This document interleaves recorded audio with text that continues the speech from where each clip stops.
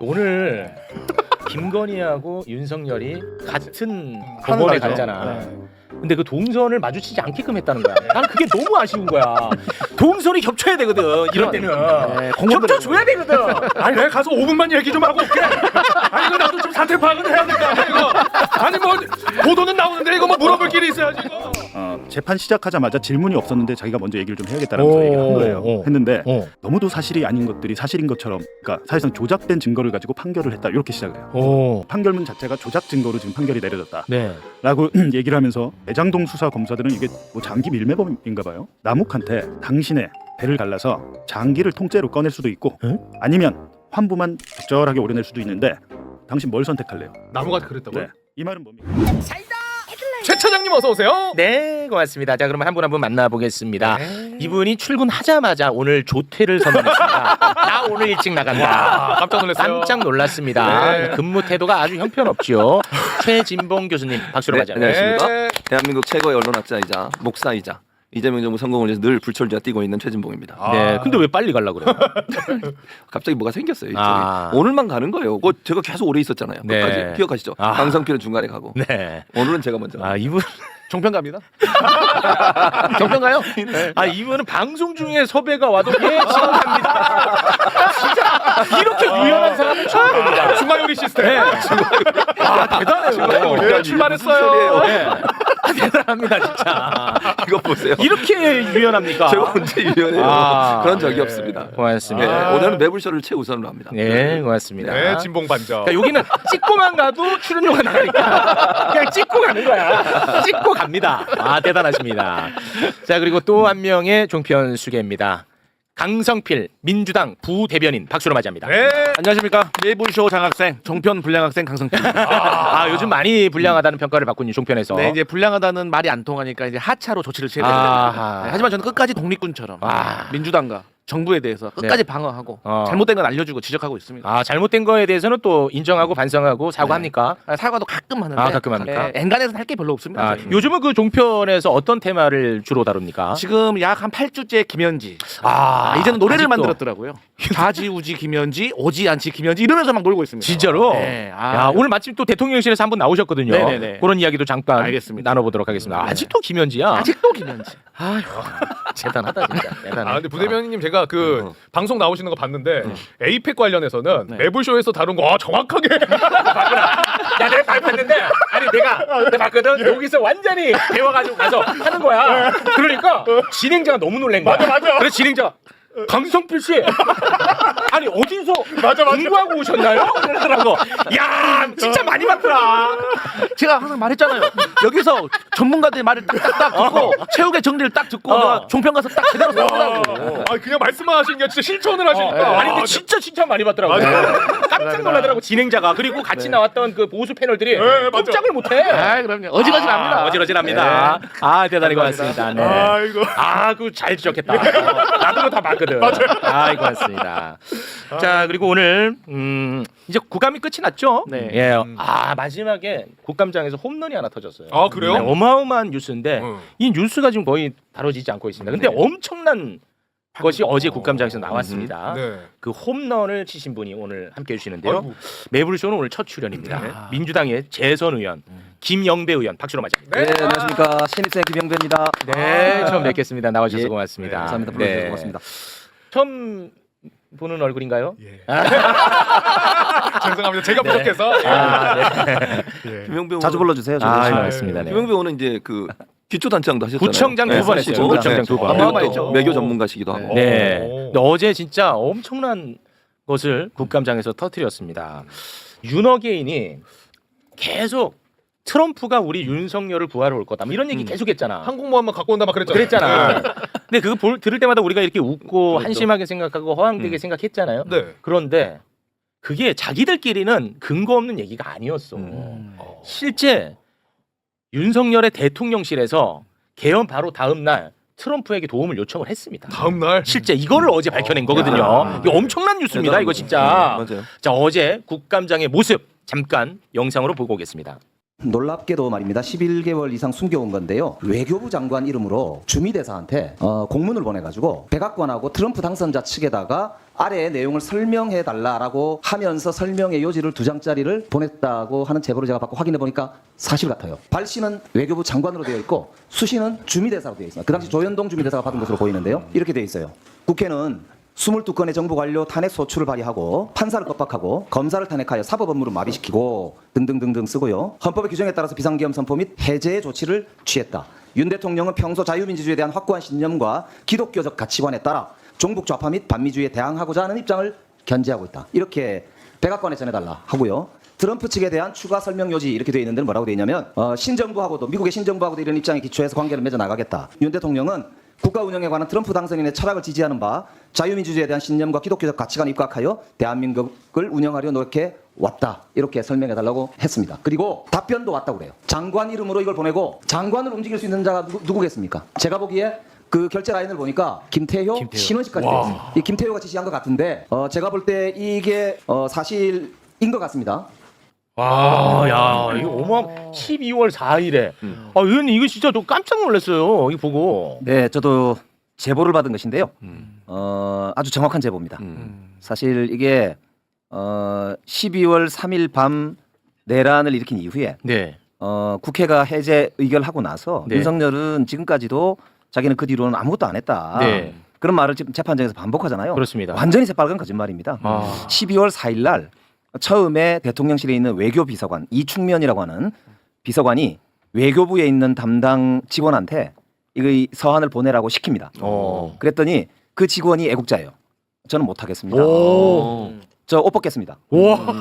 이렇게 와. 버틴 거예요. 네. 와. 그래서 이 12월 4일 날은 못 보냈습니다. 아. 그리고 12월 5일 11시 반에 지금 보냈다고 돼 있거든요. 네. 네. 그래서 아마도 밤에 긴급하게 결제 라인을 동원한 것 같아요. 아. 그러니까 장관 명의로 주미 대사한테 바이든 대통령하고 트럼프 대통령 측에다가 이 문서를 전해달라고 할 수 있도록 장관을 움직일 수 있는 사람이 누구겠습니까? 아, 대통령이죠. 당연하지요. 네. 그때는 대통령- 직무정지 상태가 아닙니다. 맞습니다. 네. 그래서 대통령이 지시한 것으로 보이고 와. 그 결제란에는 보면은 라인에 신원식, 김태효 이렇게 나갑니다. 와. 그리고 발신이 장관이거든요. 음.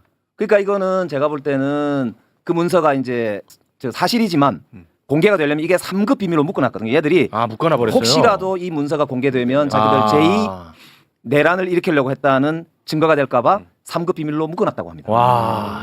그러니까 이 문서가 사실은 수사가 아니면은 아, 볼 수가 없군요. 보기가 어려운 거죠. 어. 물론 지금 대통령실에서 검토를 시켜가지고 외교부가 비밀 해제 절차를 밟을 수도 있는 길이 있을 수도 있습니다. 그거는 저희들이 따로 검토를 할 예정인데 네. 어쨌든 그런 짓거리를 한 걸 봐서는 와. 자기들도 재발이 저렸던 거 같아요.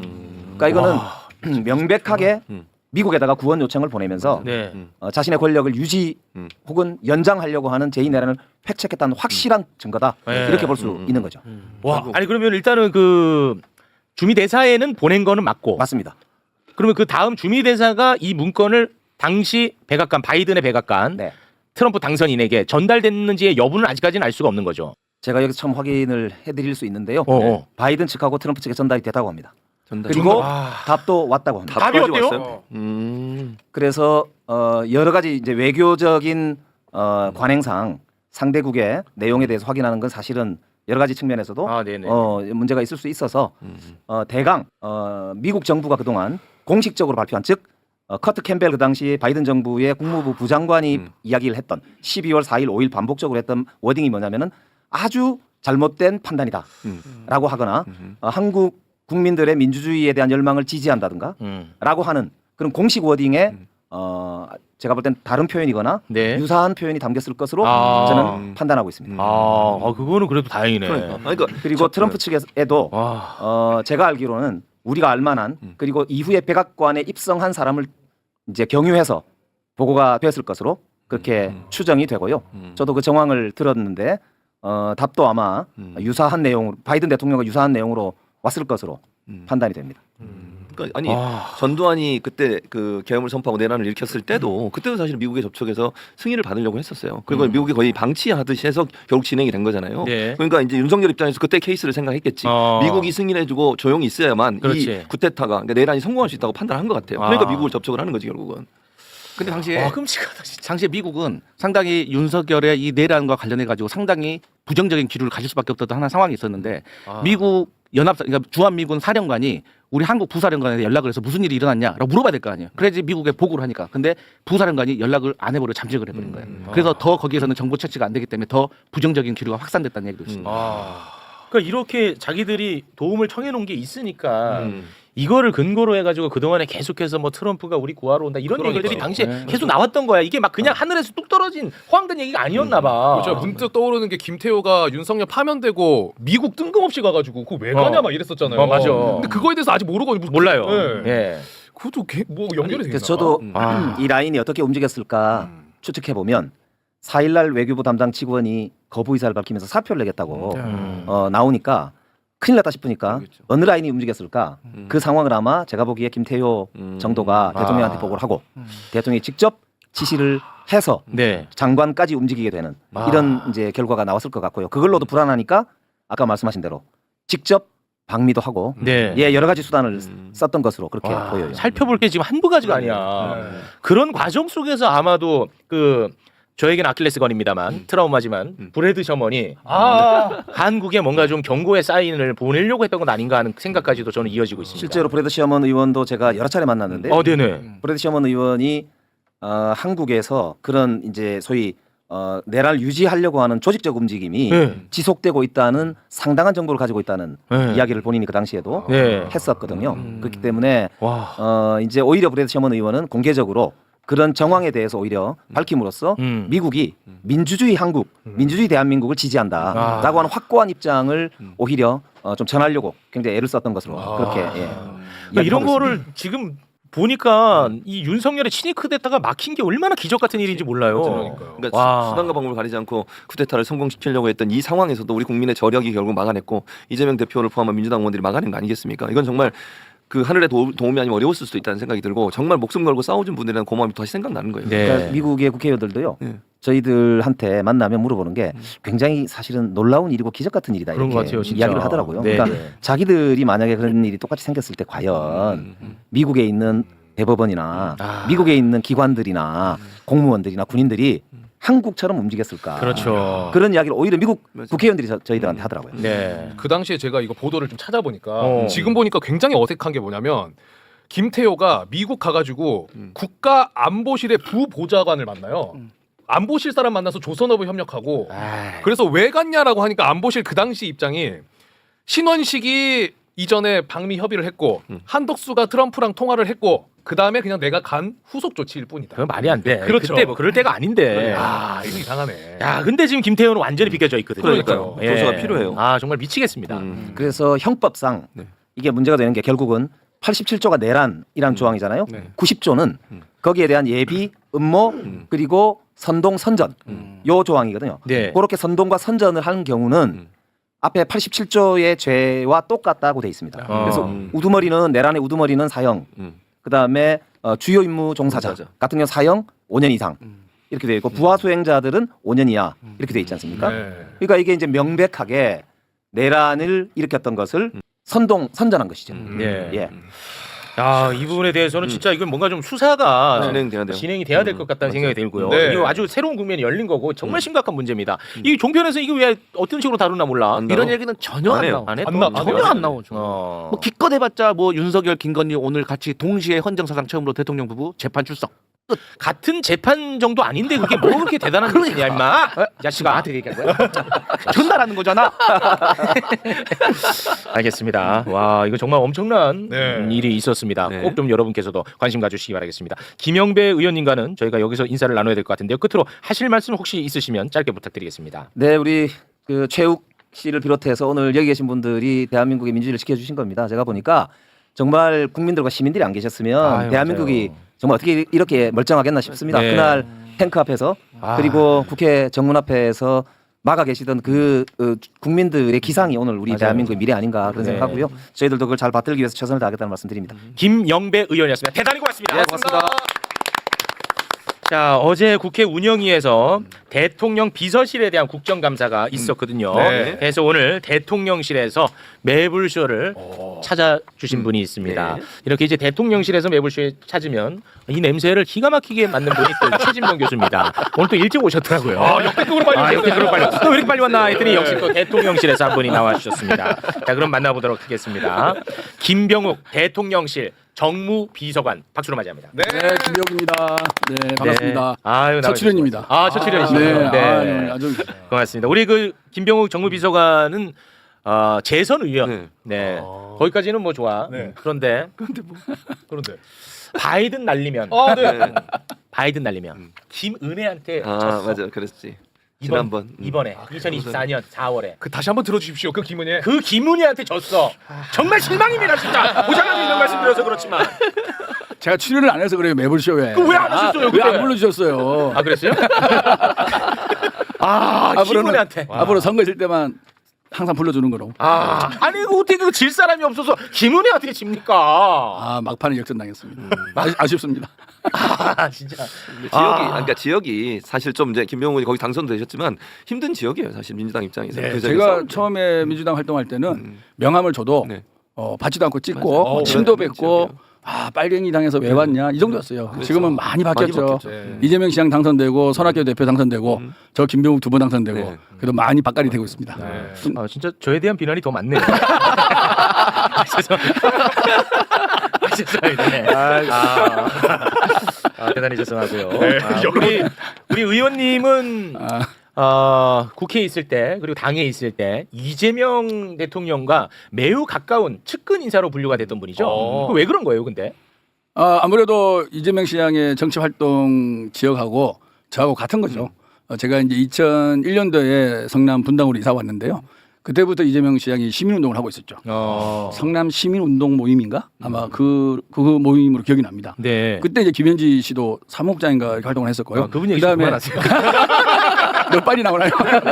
그다음에 이제 성남 시립병원 건설 운동 그 활동도 했었고요. 그다음에 이런 활동을 통해서 계속 먼발치에서도 보기도 하고 회의도 하기도 하고 네. 그러다가 이제 시장 선거 나올 때 그때는 제가 원래 이제 성남에 오래 살았지만 정치 활동하려고는 생각 안 했어요. 다만 도와주자.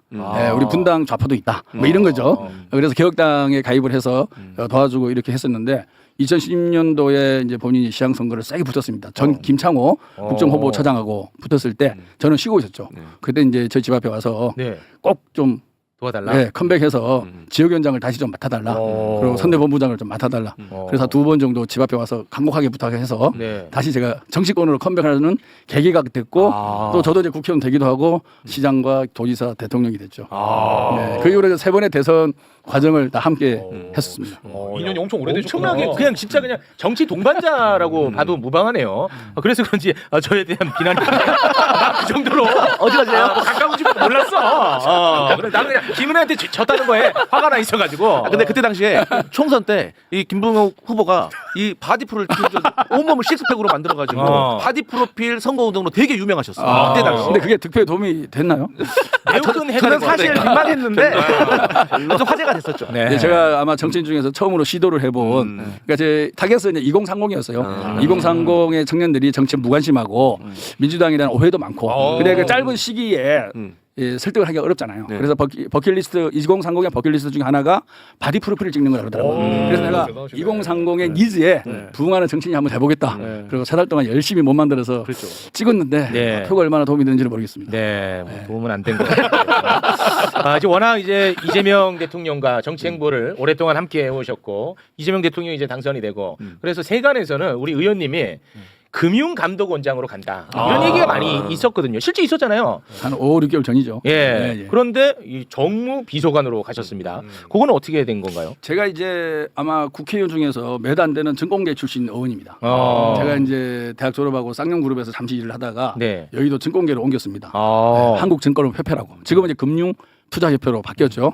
거기서 일을 하면서 제가 이제 노동자 일도 하다가 코스닥 시장 설립할 때 코스닥 아시잖아요. 네. 코스닥 시장 설립할 때 제가 이제 초대 공식과장을 하고 또 그래요? 매매 심리 팀장을 하고 제가 이제 임원을 안 했기 때문에 큰 경력으로 안 써지고 있는데 실무 경력을 제가 10년을 쌓았죠. 그러다 보니까 제가 국회에서도 이 경제 기업 자본시장 쪽으로 활동을 많이 했습니다. 아. 그래서 민주당 답지 않는 국회의원 아니냐 이런 오해도 받았고 그래서 제가 이제 부동산 시장에서 자본시장으로의 머니 무브 이런 얘기도 참 많이 했었고요. 네. 기업의 글로벌 경쟁력을 우리가 높이기 위해서는 대기업도 우리가 미국에서는 안 된다. 네. 대기업이 없으면 글로벌 경쟁력을 가질 기업이 현실적으로 없지 않느냐. 네. 뭐 이런 얘기도 하고 하면서 나름대로 우리 이재명 대통령의 성장 담론을 만들어 가는데 우리 당원들과 우리 의원들의 공감대를 넓히는데 좀 기여를 했다고 생각하고 있습니다. 아니 그래가지고 네. 그 금감원장으로 갈 줄 알았는데.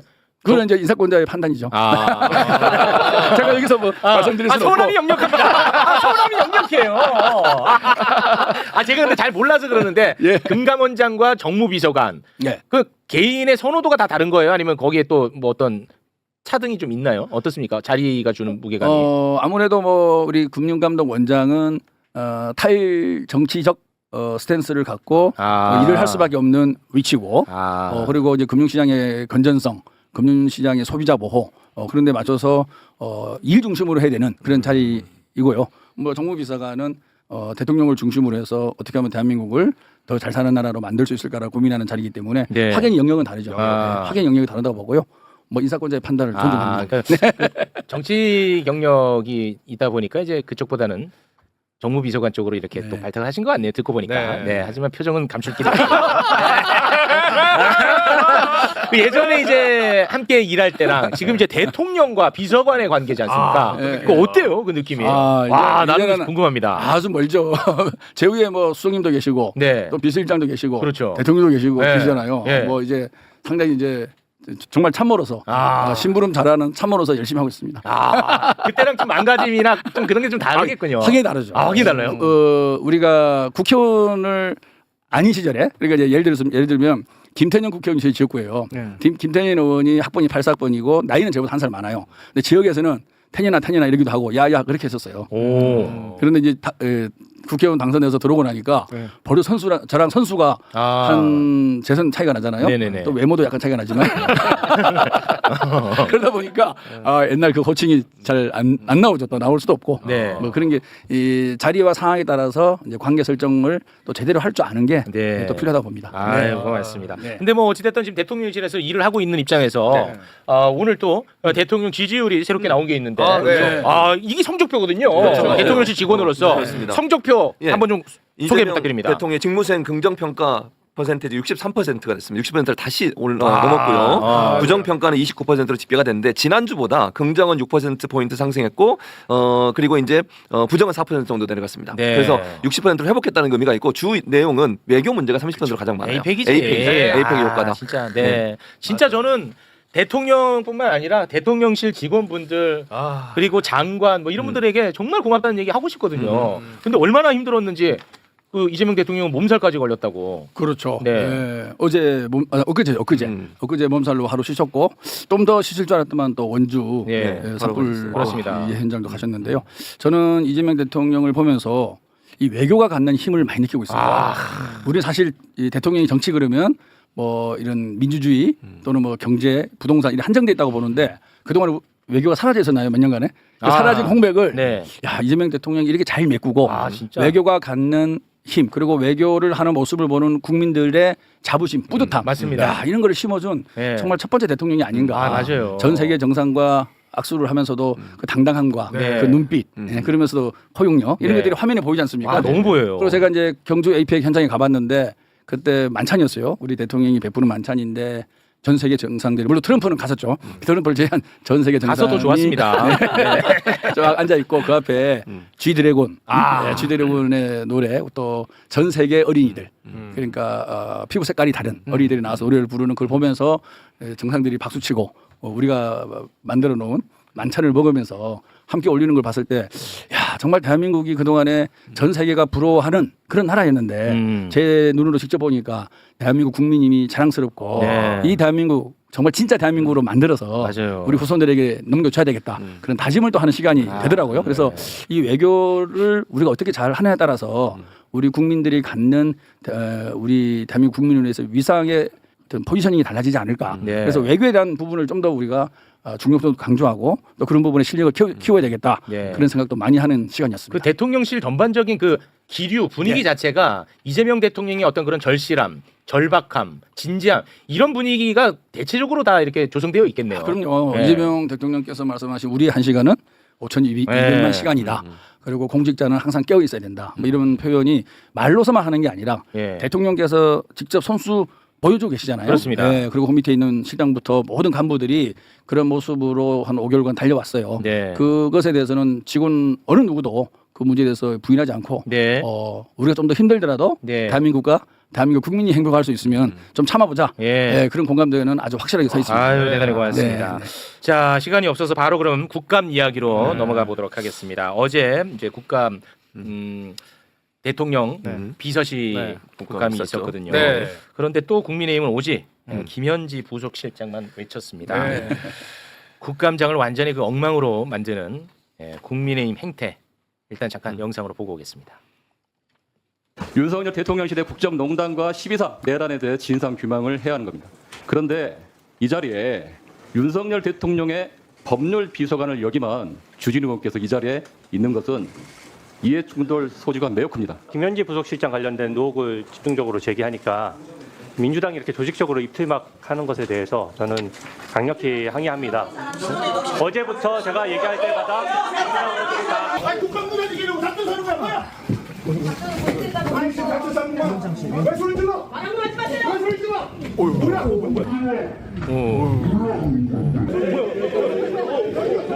그때 민주당에서 증인 채택을 거부하면서 이 논란이 커진 거거든요. 그 이후에 갑자기 대통령실에서 총무비서관을 또 부속실장으로 발령까지 냅니다. 저는 김현지 실장 문제를 감추고 또 감싸고 저거만 누군데? 지글지글합니다. 나와서 해명하는 게 맞지 않겠습니까? 저는 그렇게 생각합니다. 어떻게 생각하십니까? 그래서 나와서 해명하려고 하는데 못 나오게 하셨지 않습니까? 그래서 저희로서도 그 일개 비서관이 참석하지 않은 것에 대해서 또 그게 합의되지 않은 것에 대해서 안타깝습니다.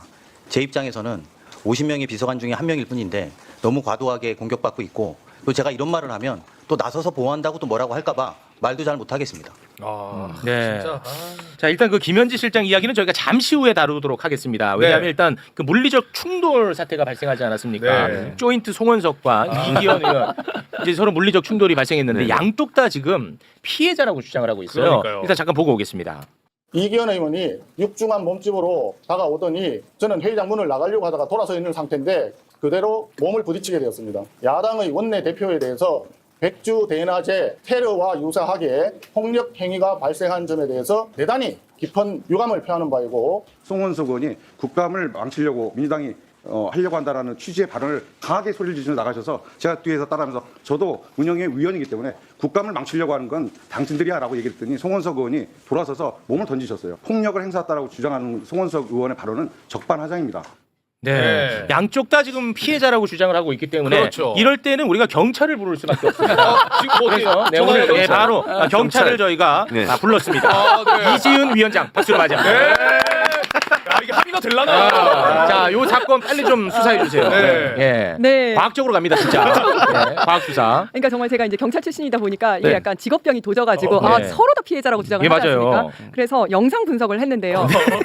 일단 이제 설명을 좀 하자면 네. 배치기 다 해보셨잖아요. 아, 배치기. 그러니까 네. 배를 치려는 사람은 이렇게 몸을 숙여가지고 제일 처음에 이제 모든 에너지를 응축을 했다가 빵 하고 치는 거잖아요. 그렇죠. 그러니까 네. 그 전에는 키가 좀 줄어들었다가 빵 치면서 키가 커지는 거거든요. 뭐 자연스럽게 네, 그렇게 자연스럽게 되죠. 그렇게 되죠. 자연스럽게. 그러면 당하는 사람은 가만히 있다가 딱 당하는 거니까 당한 다음에 키가 딱 줄어들어요. 자, 그거 1번 화면 보시겠습니다. 아, 화면. 과학 수사입니다, 여러분. 네, 1번 화면 보시면요. 잠깐만요. 이거 말고 이제 제가 이거 말고. 사진 있거든요. 사진으로 갑니다. 네. 네, 지금 1번 사진을 과학 보시면 수사입니다. 1번 네, 사진. 1번 사진. 야, 웅크러들었다가 왜냐면 이게 배치기 하려면 이렇게 웅크렸다가 이렇게 딱 쳐야 이렇게 됩니다. 하니까. 딱 쳐야 됩니다. 네. 자, 사진 좀 올려주세요. 네. 네. 자, 과학 수사로 갑니다. 사진이 네. 사진이 없나요? 네? 사진을 제일 중요하게 준비하라고 했는데 왜? 보냈는데? 과학수사에 차질이 생겼습니다. 아니 그 사진을 준비 안 하면 어떻게? 이런. 아니 사진을 준비 안 하면 어떻게? 사진이 제일 중요한데. 이거 보여주세요. 여기 우리는 있어요. 보여주세요. 여기 배치기를 한번 해야 되겠는데요. 그렇네. 이거 오늘 제일 중요한 건데. 갑자기 신뢰받는 언론인 사이에서 이거 추락하는 소리가 오히려 들립니다. 빠져요. 아니 지금이라도 빨리 준비해야 돼. 이건 안 하면 안 돼. 네. 과학수사니까. 여기 있어요. 아. 있어요, 안에. 자 일단은 그 개념을 다시 한번 여러분께 말씀드리겠습니다. 배치기를 하려면 어떻게 해야 되는지 시범 조교의 시범이 있겠죠. 일어서 오. 그렇죠. 그렇죠. 네. 웅크렸다가 치게끔 돼 있습니다. 네. 이렇게 하죠. 네. 네. 그리고 무방비 상태에서 배치기를 예를 들어 당한다. 그럼 무방비 상태에서 당하기 때문에 뒤로 이렇게 구부러져서 튕겨나갑니다. 그렇죠. 그 개념을 일단 머릿속에 둬야 네. 과학 수사가 좀 이해가 될 겁니다. 자, 그러면 1번 사진 보시면 1번 사진 준비됐습니까? 네. 요게 이제 그 직전입니다. 지금 키가 거의 똑같거나 이기현 의원 키가 조금 더 크죠. 부딪히기 직전이에요? 네, 네. 전. 부딪히기 직전입니다. 그러니까 지금 뒷모습 보이는 사람이 이기현 의원, 네. 얼굴이 보이는 사람이 송원석. 조인트 송원석. 네, 조인트 송원석인데 직전입니다. 키가 거의 비슷한데요. 네. 2번 사진 보여주세요. 키가 줄어들었죠. 저기 잘못됐네요. 아, 이거 말고. 지금 키가 더 커졌죠. 아니, 위로. 네, 아니. 빨간색 저 줄이 빨간색 줄이 잘못됐는데 네, 키가 더 커졌죠. 사진이 사선으로 가야 되는데. 네네. 아 이게 아니고 다른 이번 사진, 사진. 다른 사진. 이번 지금 오늘 엉망으로 되고 있는데. 요거. 요겁니다. 네, 요거, 네. 요거. 키가 더 커졌죠. 네. 네. 그랬기 때문에 누가 아니 그게 아니고 요거 그 오늘 준비한 자료는 진짜 설명이 잘 돼 있더라고. 있잖아. 이게 순서대로 해줘야 돼. 순서대로. 전후. 방금 한 게 맞거든요. 다시 가면 이제 전 딱 보시면 네. 자, 배치기 전과 후. 자, 요거 보면은 배치기 그렇죠. 전에는 전. 키가 같습니다. 네. 그런데 배치기 한 요거. 이후에는 그치. 네, 송원석 키가 탁 줄어들죠. 커지죠. 움츠렀다가 탁 키웠기 때문에 커지는 거거든요. 그리고 또 두 번째는 배치기를 한다 그러면 이제 배가 나올 거잖아요. 그렇죠, 이렇게. 배의 각도가 중요하죠. 배의 각도. 과학수사야. 배를 딱 칠 때 배가 나왔다가 치고 나면 배가 다시 들어가죠. 그렇죠. 네, 배가 다시 들어갑니다. 네. 그러면 맞은 사람은 어떻게 되겠어요? 가만히 있다가 불의의 일격을 당했으니까 배가 안으로 들어갈 들어갔다가 거잖아요. 나중에 허리를 나오겠지. 자기도 모르게 숙이게 됩니다. 3번 사진 한번 보겠습니다. 네. 요게 이제 배치는 순간. 배가 나와 있죠. 나와 있네. 넥타이가 앞으로 나와 있잖아요. 앞으로. 4번 사진 봐주세요. 자, 배가 제대로 들어갔다는 들어갔습니다. 그러면서 이기현 의원은 오히려 허리를 숙이고 있죠. 허리를 숙이고 있죠. 다시 3번 사진 보여주세요. 배 쳤죠? 쳤죠. 치고 들어갔습니다. 요게 됐네. 요거면 된 것 같아. 들어갔죠. 네. 들어가는 순간 이기현 의원은 허리를 딱 구부리고 있습니다. 맞았다는 거죠. 배 각도를 배의 각도가 중요하네. 요건 됐네. 요거 종편 들고 가라고. 알겠습니다. 자료 드리겠습니다. 뜨겁습니다. 네, 요거 깔끔하네. 아니 실제로 지금 대한민국 모든 언론이 다 이걸 다뤄요. 맞아요. 그런데 그나마 공정한 언론은 이제 양비론으로 갑니다. 그렇죠. 그나마 이제 공정하다는 언론. 네. 근데 이거는 뭐 정확하게 가해자가 이제 정확하게 밝혀진 겁니다. 그러네요. 예. 움츠렸다가 팽창되는 그렇죠. 거구나. 그리고 마지막으로 하나만 더 말씀드리면 이렇게 배를 딱 치게 되면 배를 치는 사람은 자기가 칠 거라는 걸 미리 준비를 하고 치지 준비를 않습니까? 하죠. 그렇기 때문에 충격이 있더라도 뒤로 많이 물러서지를 않아요. 그렇지. 그런데 맞아. 딱 당하는 사람은 불의의 일격이기 때문에 자기도 모르게 뒷걸음질을 치게 됩니다. 그리고 사실상 이제 두 분의 체급을 보면 체급 차이가 많이 나요. 이기현 의원 같은 경우에는 거의 뭐 한 100kg 넘을 것 같은 더 커 보여요. 예. 네, 그 체격이 굉장히 크시고 네. 송원석 대표 같은 경우에는 체격이 별로 크지 않아요. 네. 그러면 둘이 만약에 똑같이 이렇게 딱 부딪혔다면 똑같이 뒤로 물러나야 되는 거고 만약에 이기현 의원이 작정을 하고 배치기를 했잖아요. 송원석 의원 같은 경우에는 날아갑니다. 날아가죠. 날아가야 됩니다. 네. 그런데 제가 이제 0.25배속으로 슬로우 모션 영상을 한 슬로우 거죠. 모션 슬로우 모션. 됐군요. 있나요? 대통령실 직원 모셔놓고. 아니 근데 이게 지금 언론에서 난리니까. 언론에서 난리야. 그거 맞아. 슬로우 갑니다. 실제 언론 여러분 이게 중요합니다. 언론 보세요. 다 이걸로 도배돼 있다니까요. 맞아. 근데 이거는 진위 여부를 밝혀야 될 거 아니겠습니까? 맞습니다. 네. 예. 자 슬로우 한번 걸어보겠습니다. 슬로우가 영상이 지금 준비가 안 돼 있다고 안 합니다. 돼 예. 많이 아쉽겠네. 많이 아쉽겠네. 이거까지 봤어요. 종편에서 때려잡는데. 때려잡는데. 따로 다음에 드리도록 하겠습니다. 네. 그래서 결국은 뭐 범인은 송원석이다. 네. 아니 뭐 이거는 뭐 억지가 아니고 맞습니다. 실제로 그렇죠. 딱 떨어지는 것 같습니다. 아니, 아까 사진 보니까 이렇게 송원석 원내대표가 활처럼 딱 펴진 게 이건 이제 들어가는 사람이 준비하고 쫙 피는 거거든요. 대놓고 준비한 거지. 네. 예. 고맙습니다. 제가 어제 그 현장에 있었잖아요. 네. 근데 송원석 원내대표하고 국민의힘 의원들이 기자회견을 먼저 했어요. 뻔뻔스럽게. 그래서 우리는 처음에 야, 혹시 우리가 실수했나 그렇게 생각할 정도로 아주 뻔뻔스럽게 뭐 백주 대낮에 테러를 자행했다 이런 맞아요. 표현을 테러까지 써가면서 표현하는, 네. 아주 자극적으로 기자회견을 했습니다. 네. 그러고 나서 이제 우리가 이경호한테 물어봤죠. 네. 도대체 이게 맞냐니까 말도 안 된다. 그래서 이제 영상이 공개되기 시작했고 네. 옆에 있는 기자들도 갖고 있는 영상들을 다 꺼낸 거죠. 네. 그 다방면에 찍은 영상들이 지금 나돌고 있는 거예요. 슬로우 준비됐습니다. 네. 슬로우. 자 여러분 네. 화들 좀 그만 내시고. 왜 이렇게 또 화를 내? 화 그만 내시고. 죄송합니다. 이게 조금 매끄럽지 못한 점. 네. 하지만 뭐 결과는 같으니까. 네. 슬로우 한번 보겠습니다. 뒤로 얼마나 많이 물러나는지 이걸 좀 슬로우. 보시면요. 동동동동동동동. 또 악 타고 어휴, 뒤로 아. 확 갔고 거의 네, 송원석 의원은 뒷발로 한 발 딱 그냥 내디지는 정도인데 이제 이기현 의원 같은 경우는 뒤로 네. 딱 튕겨나죠. 네 다시 한번 또 보겠습니다. 네. 네. 이기현 의원이 많이 뒤로 튕겨나가긴 하네. 아니 송원석이 딱 배를 튕기네. 튕기네 진짜로. 한약 좋네. 튕겨. 됐어. 끝났죠? 끝났어. 이렇게 해결했는데 왜 이렇게 화를 내세요? 깔끔하게 정리가 됐습니다. 과학적으로. 이렇게 또 경찰이 오니까 사건이 또 해결이 됩니다. 네. 이번 사건 아주 깔끔하게 해결해 주신 것 같습니다. 네. 우리 이지은 위원장님 여기서 마무리하겠습니다. 뭐 가는 거예요? 진짜 다른 사건 바로 네. 사건이 많아서 대단히 고맙습니다. 다른 사건 이제 해결하러 가야 됩니다. 자, 그러면 이제 우리는 국감 이야기를 해야 됩니다. 왜 이렇게 난립니까? 김현지 실장에 대해서. 저희들도 참 이해할 수가 없어요. 김현지 실장은 사실 뭐 이재명 대통령하고 꽤 오랜 시간 활동을 같이 해온 뭐 활동가는 네. 분명하죠. 그건 맞죠. 그리고 뭐 누가 대통령이 되더라도 당신의 마음을 잘 읽어내고 정말 중심으로 나라를 위해서 일할 수 있는 사람을 곁에 두는 거는 뭐 다 맞는 거 아니겠어요? 당연하죠, 거기까지는. 네. 그래서 근데 측근이라고 뭐 예를 들어서 부패 범죄에 가담하고 그렇죠. 이런 문제죠. 능력이 없거나. 예, 능력이 그런데 없거나. 김현지 실장은 성남 시민 모임 할 때부터 그다음에 시립병원 운동 그리고 우리 성남시 인수위에도 같이 활동을 했었고요. 성남 어제 20일이라는 단체에 사무국장도 했었고 그러면서 지역에서 그 기획력과 조직력 그다음에 성실함 그리고 또 맺고 끊는 게 분명해요. 약간 이재명 대통령하고 닮은 게 있는 거죠. 네. 이런 부분에서 이제 검증을 받았기 때문에 옆에서 계속 두고 같이 일을 하는 걸 그렇겠죠. 뿐이죠. 네. 그래서 이재명 대통령을 공격할 거리가 하도 없으니까 워낙 잘하고 완벽하게 잘하잖아요. 그러니까 옆에 있는 희생양을 찾으려고 노력하는 거 아닌가 싶기도 아무 하고. 근거 없이 그냥 냄새만 계속 풍겨. 아니 근데 저는 이해가 안 되는 게 뭐냐면 김현지 실장이 지금의 부속실장이잖아요. 총무비서관일 때는 부를 수 있는 이유가 있었다고 생각해요. 부속실장은 나가는 자리가 아니잖아요. 그럼 총무비서관이 대신 업무를 누군가 인계하고 있잖아요. 그 사람 불러서 물어보면 돼요. 그리고 그것도 부족하면 비서실장이 답변하면 돼요. 어제 출석했는데도 한마디 안 물어보더라고요. 물어봤어요. 예. 그러니까 그리고 또 하나 이런 논리면요. 주진우한테 했던 말이 딱 맞아요. 최현희 의원이 무슨 말이냐면 이거 국정감사 1년에 한 번 하는 거잖아요. 네. 윤석열 정부 때 국정감사도 같이 포함되는 거예요. 그렇죠. 맞아요. 그러면 지금 주진우도 불러내야 되고요. 맞아요. 윤석열 때 총무비서관 불러야죠. 네. 왜 안 부릅니까? 그 논리가 그렇잖아요. 지금 네. 왜 김현지라고 하는 총무비서관 지금 부속실장 하고 있는 사람을 굳이 불러내려는 이유가 없는 거예요. 이거는 정쟁으로 삼고 정치적 공격을 하겠다는 의도예요. 정말로 국정감사의 원래 목적이 맞냐고요. 그럼 윤석열 때 총무비서관 데려와야 돼요. 윤석열 때 비서관들 다 불러내서 물어봐야 되는 거 아닙니까? 심지어 주진우는 혐의가 있잖아. 그러니까. 법률 비서관으로서 전화한 것도 있고 그렇죠. 실제 뭐가 있단 말이야. 맞아요. 그런데 이해 당사자가 심지어 거기에 나와 있고 앉아 있고 이 실장은 뭐가 없잖아. 없어, 지금 아무것도. 나온 게. 사실 네.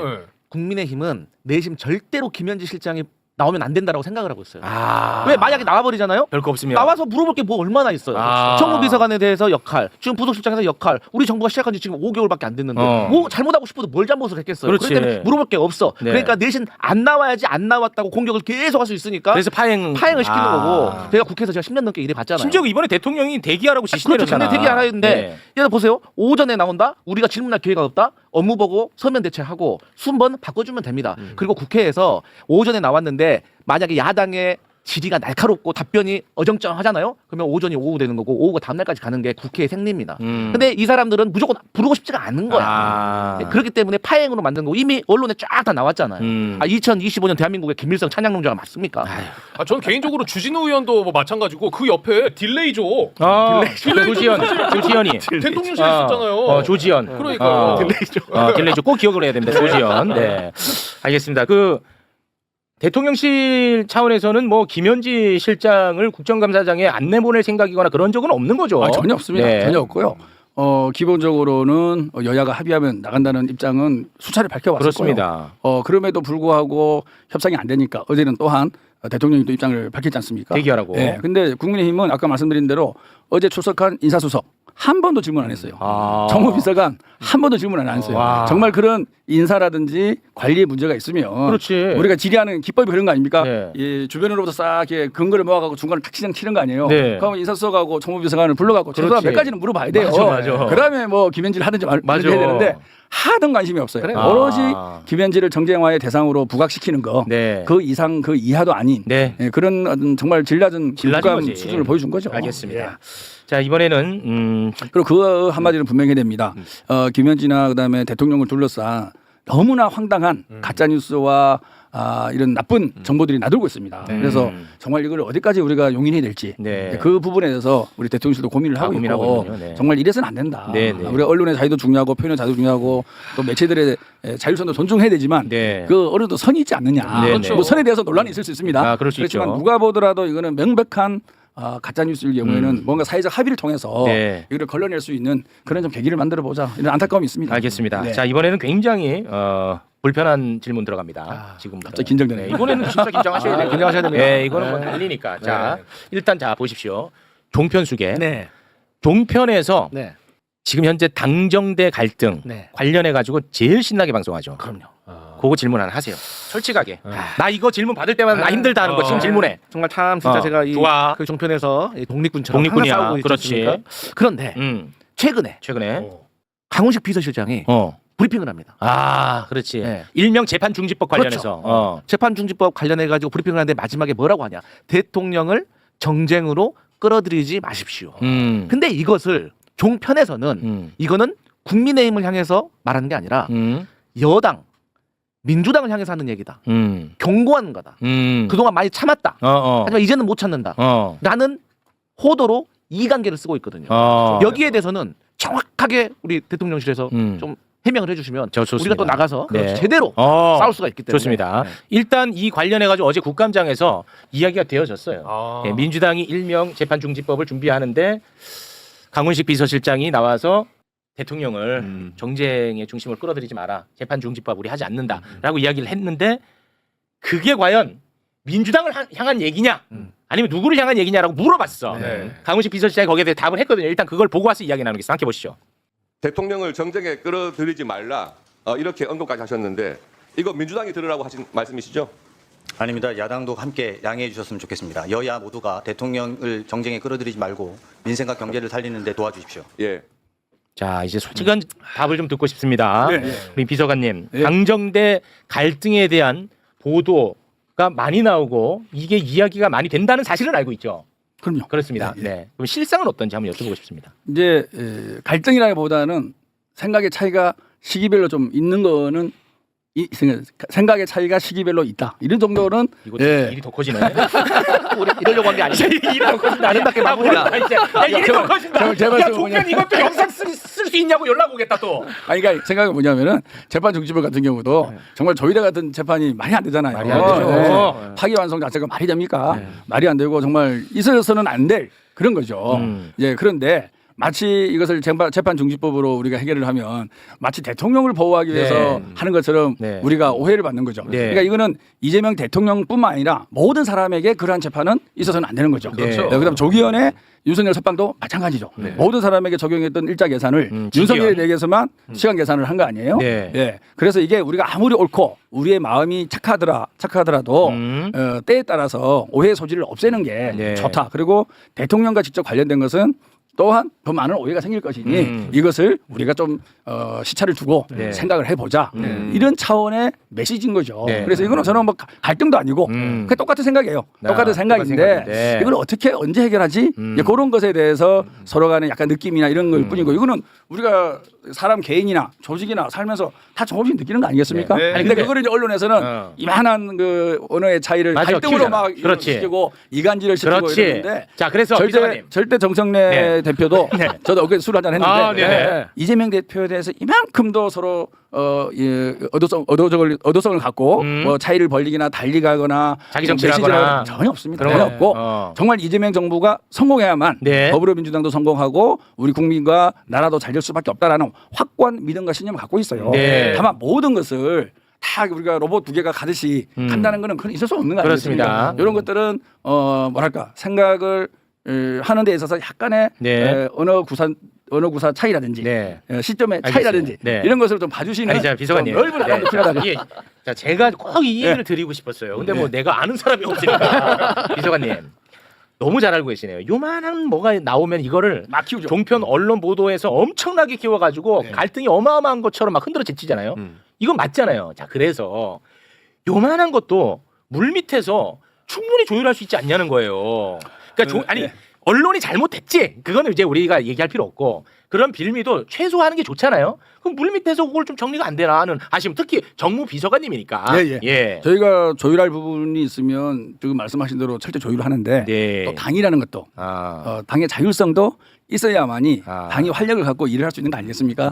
모든 게 짜여진 틀 속에서만 활동하라 그러면 의원들이 그 명색이 헌법기구인데 또 헌법기구의 존엄함을 또한 저는 또 무시 못한다고 보거든요. 그래서 우리가 당 중심으로 하는 그 다이내믹 속에서 어떻게 하면은 정부와 대통령실이 조화롭게 일을 잘 만들어가고 국민들에게도 뭔가 불편한 게 없을 것처럼 보여주는 거 이건 우리 책임이라고 봅니다. 그래서 모든 것이 막 밑에서부터 하나하나 조율해 올라가는 것이 과연 우리나라 민주주의 역사에 정치 발전에 완전하게 도움이 된다라는 그거는 좀 더 다른 문제가 아닌가 네. 그런 생각도 해봅니다. 네, 아니 그러니까 제가 왜 그 질문을 했냐, 왜 나를 욕하고 그런지 모르겠는데 우리 그 정무비서관님이 분명히 당과 대통령실의 방향성이 전혀 다르지 않다. 아, 그리고 전혀 다른 생각이 것 차이도 없다. 그러니까 네. 예를 들어 생각이 차이 있을 수 있다고 봐요. 근데 생각이 조금은 차이 있을 수 없다고 있죠. 하니까 네, 상황에 따라서는.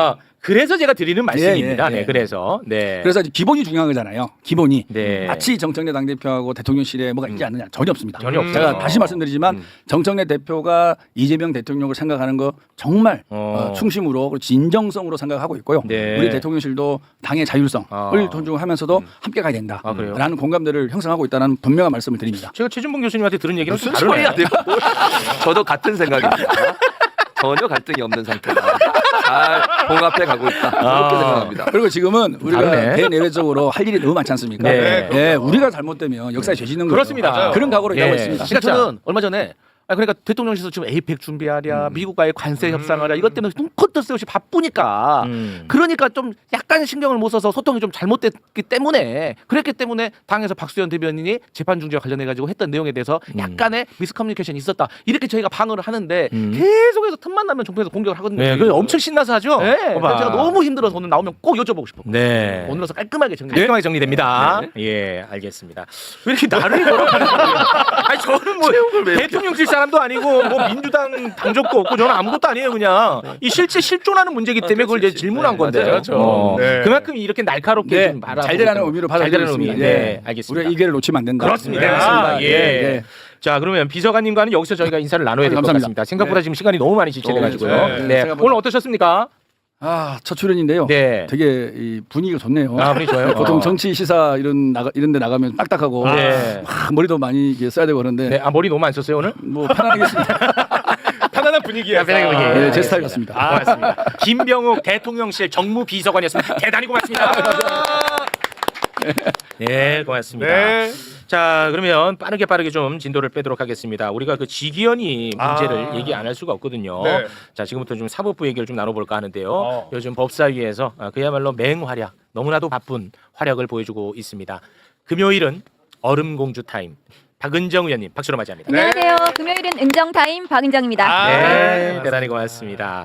자, 오늘은 좀 인사는 좀 짧게 하고 바로 좀 출발을 해볼까 합니다. 내란 우두머리 윤석열을 풀어주고 내란 재판을 지연시키고 심지어 여름 휴가를 가서 재판 진행도 하지 않고 내란 재판을 심지어 장난스럽게 진행하고 있는 지기현이 도대체 왜 이런 사람한테 이렇게 중요한 재판을 맡겼을까? 그런데 최경영 기자가 그 비밀을 알아냈죠. 네. 알고 봤더니 전자배당이 아니라 지기현에게 지정배당한 사실을 확인했다라는 사실을 저희가 전해드렸습니다. 그런데 관련 내용이 이번에 국정감사장에서 다뤄졌거든요. 그런데 새로운 사실이 밝혀진 게 있습니다. 어떤 사실이냐?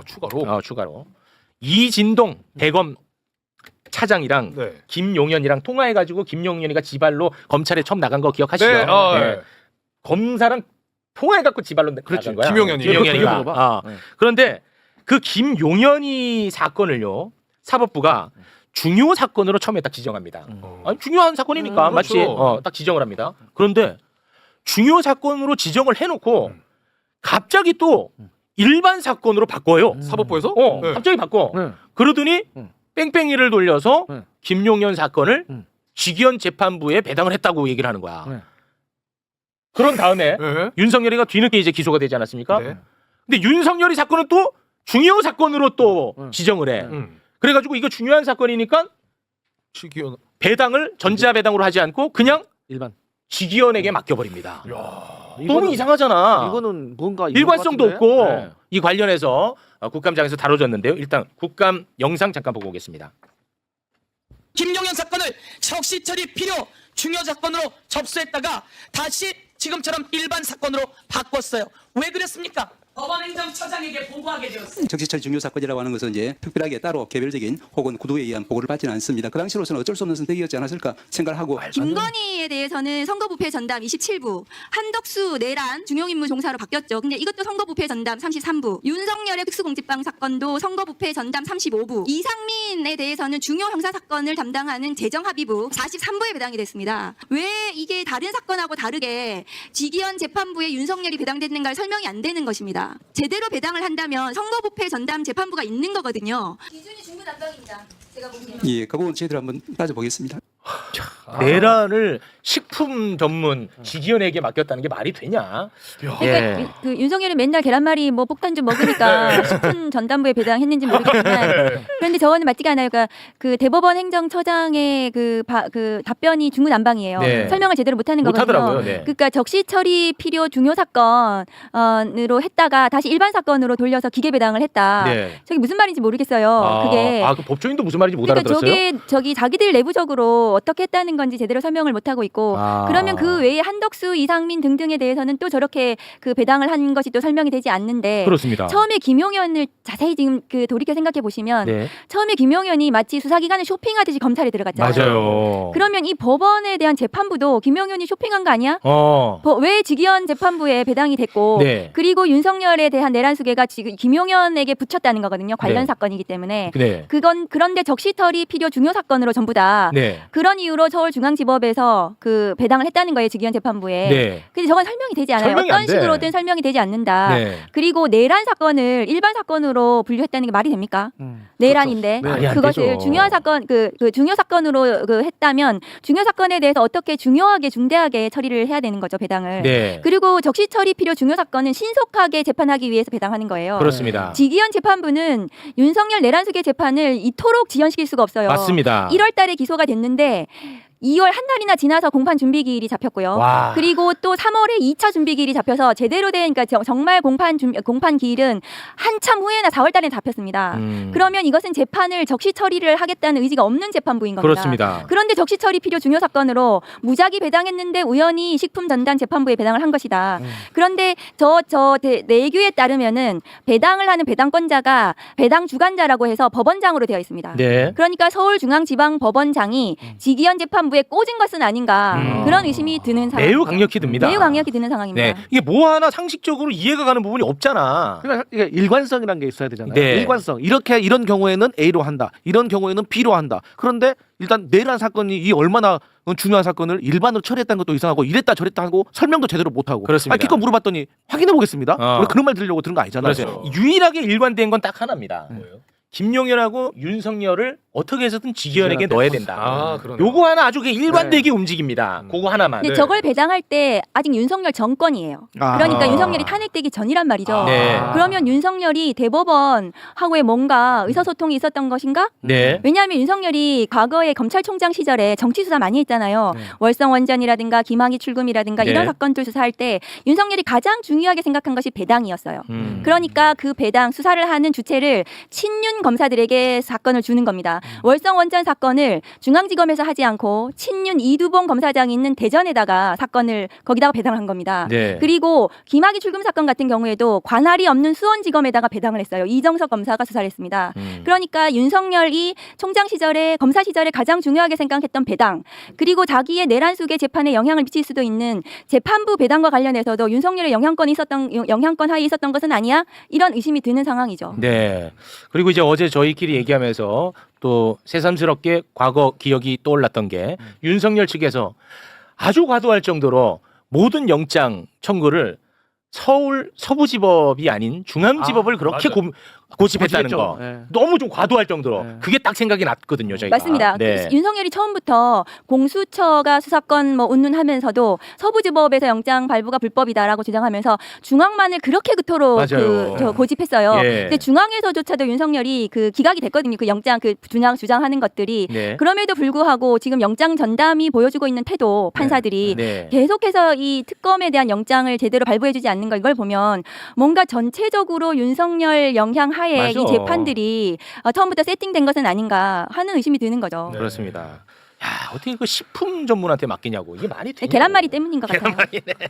근데 너무 이거 재판 과정을 보고 있어도 이 어떤 사건에 대한 진중 무게감 같은 거를 감안했을 때 너무 진지함이 없어요. 없어. 너무 진지함이 없어요. 예, 계속 그 내란범 변호인단한테 계속 사과합니다. 아이고 하면. 진짜 죄송하다 그래. 네. 다시는 그리고 안 그러겠다 그래. 다시는 안 그럴게요 그래. 판사가 간절한 눈빛을 보니 뭐 이러면서 정말 대단히 심각합니다. 아쉬운 게 내란 특검이 기피 신청을 해야 된다고 제가 굉장히 오랫동안 주장을 했거든요. 그런데 기피 신청을 안 했어요. 내란 특검에서 직위원 재판부에 대해서. 그래서 어쨌든 지금 남은 재판을 직위원 재판부가 할 수밖에 없는데 12월 중에 끝낸다고 하는데 지금 끝낼 수 있을까? 지금 증인들이 많이 남아 있어요. 그래서 네. 어쨌든 신속하게 12월 중으로 심리를 끝내고 선고를 해야 된다. 이 사건에 대해서 네. 그런 입장입니다. 다시 한번 짚고 갑니다만 지귀현이가 윤석열에게 사형을 선고하더라도 지귀현이의 잘못은 고스란히 남아있다는 점. 그렇죠. 다시 한번 요거 짚고 갑니다. 네. 나중에 또 요거 또 뭐라고 난리 칠 거거든 얘네들이.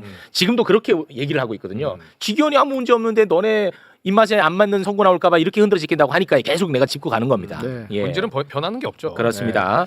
자, 그리고 박은정 의원님이 추경호에 대해서 과거부터 굉장히 문제점을 많이 지적을 했거든요. 근데 이제 결국 내란 특검은 추경호를 이제 내란 중요 임무 종사로 영장 청구를 했는데 요게 반드시 발부가 돼야 됩니다.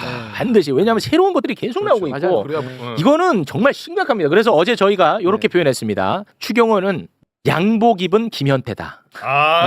표결을 방해했으니까. 흑인 반장. 그렇게 저희가 표현했거든요. 어떤 부분을 주목하고 있습니까? 추경호 원내대표가 전 원내대표가 윤석열하고 이 내란과 관련해서 통화했을 것으로 의심되는 최초 시점이 뭐냐면 12월 1일 날 윤석열하고 통화를 해서요. 그날이 어떤 날인가 하면 김용현하고 윤석열이 관저에서 했는지 모르겠지만 둘이서 이게 내 비상 대권을 해야 된다. 왜냐하면 검사 이렇게 탄핵하고 이러면 뭔가 비상 수단을 쓸 수밖에 없어. 군인을 몇 명이나 투입해야 되는지 이런 것들을 상의했던 시점이 12월 1일이에요. 그날 추경호랑 윤석열이 통화했거든요. 그리고 12월 3일 내란의 밤 당일에 11시 22분에 추경호하고 통화했습니다. 계엄 네. 선포 이후에. 네. 근데 지금 특검의 영장에 보면은 그 11시 22분 통화가 추경호에게 이 계엄에 협조해달라는 취지로 네. 얘기를 했다. 얘기를 예. 하고 수락한 것으로 이렇게 영장에 되어 있는 것 같아요. 그렇습니다. 그러면은 그리고 나서 추경호가 그 의총 그러니까 그 국회의원들 국민의힘 의원들한테 의총 장소를 계속해서 바꾸지 네, 그거 한번 좀 않습니까? 다시 보여드릴게요. 네, 이렇게 지금 되거든요. 근데 저 장소를 계속 그 국회 뭐 본회의장도 아니에요. 예결의장으로 의총 장소를 바꿨다가 다시 국회로 바꿨다가 우원식 국회의장님이 공공시 1분에 전 국회의원에게 본회의장으로 빨리 와달라 하는데 네.